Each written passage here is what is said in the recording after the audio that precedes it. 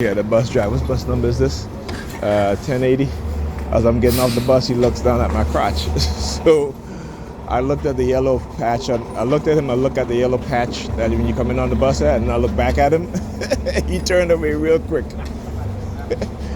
I tell you, learning from what they do and giving it right back to them. Hilarious.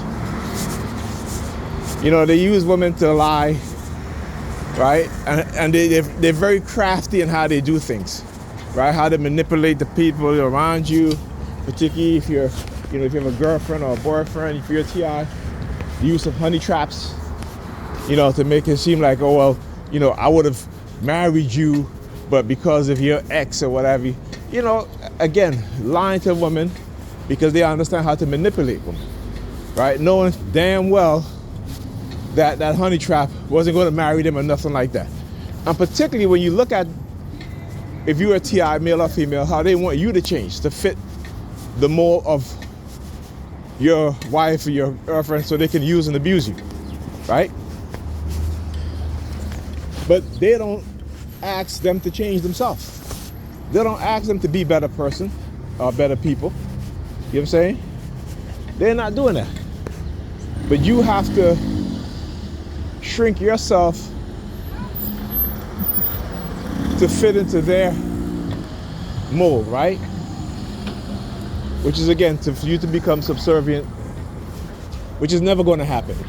Freedom or death. Freedom or death. Not afraid to die for what I know. I keep saying that, right? But are they afraid to die for what they believe in? There's a difference. There's a difference. People who believe, right, don't want to die for what they believe. Right? People that know, you understand that, you got one life to live. Right? Now, things may happen to which people will make your life hell. There's wars in other nations, right? Children dying, right? So it's not guaranteed. Life is not guaranteed. Right? But you have these believers who worship death. They worship death, but they're afraid to die. Right? That's why they wear a cross around their neck, right? Jesus died for our sins.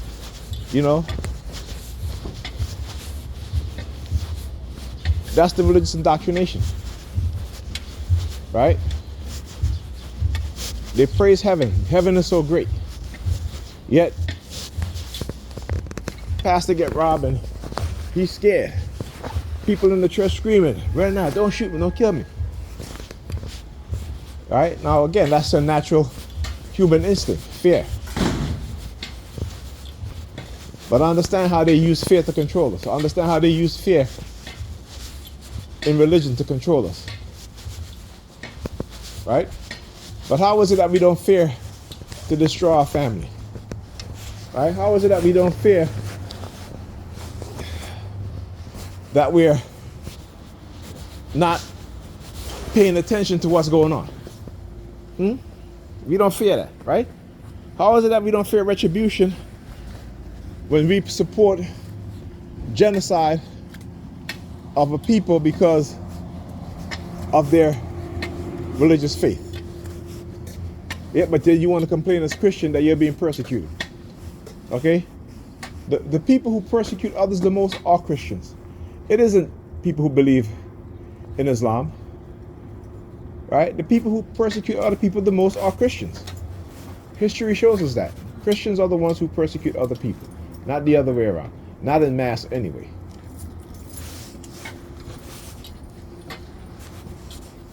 Right? We got to understand that. So like I said, I'm not surprised when they do what they do. Even the European Christians. I'm not surprised. Particularly, my people who believe in Christianity. Because they don't know any better. They're indoctrinated with a religion. And it's become a cultural thing in their lives, as opposed to following the teachings that they claim that Jesus talked about, right? And again, when you hear them quote, they're quoting Paul the majority of the time. Okay? 90% of the time they're quoting Paul. They're not quoting Jesus' own words according to the scriptures, right? To the Bible. All right? I mean, You know, I was talking to a dude and I said, you know, Jesus said this and that. And he was like, no, he didn't. He didn't say that. He was a Christian guy. Go to church all the time. I see him all the time. Go to church, you know, got a Bible, have you? So again, that's why I said that's, you know, one of the things that made me move away from Christianity, right, is that, like I said, I always had that thing in the back of my mind that's like, no, this is some bullshit. You know what I'm saying? Because I did an experiment at a young age. Yeah, whatever. I did an experiment at a young age after watching Good Times. And I was like, I think I was like 16 years old, 17 years old. You know, the episode with Michael, and he brought a picture of Black Jesus. So one Christmas, I gave my mother a present, a picture of Black Jesus. She opened it and she said, who is this? I said, that's Jesus. You know, I put it on the wall. She said, no, take that thing off the wall. That's not Jesus. I don't want that in here. That's not Jesus. Right? So from that, I always had this, you know, this doubt in my mind. Okay? But when I started to listen to Dr. Ray Higgins, I think he's the one that literally made me wake up fully and to say, you know what? No, this religion is a lie. It's bullshit. So I got to thank Dr. Ray Higgins for that. And the man was a pastor, right? He was a pastor, okay? Had a big church and everything, right? But he was honest enough to say, you know what? I love my people more than to have them believing in a lie and to live a lie. And that's why I say truth is what will set you free. Many of us don't want to know the truth and are afraid of the truth because we have been conditioned with a lie that's so powerful, indoctrinated in our minds that we can't seem to let it go, even when it makes no sense to us, even when we say it makes no sense. Okay? Anyway, I'll talk to you guys next video.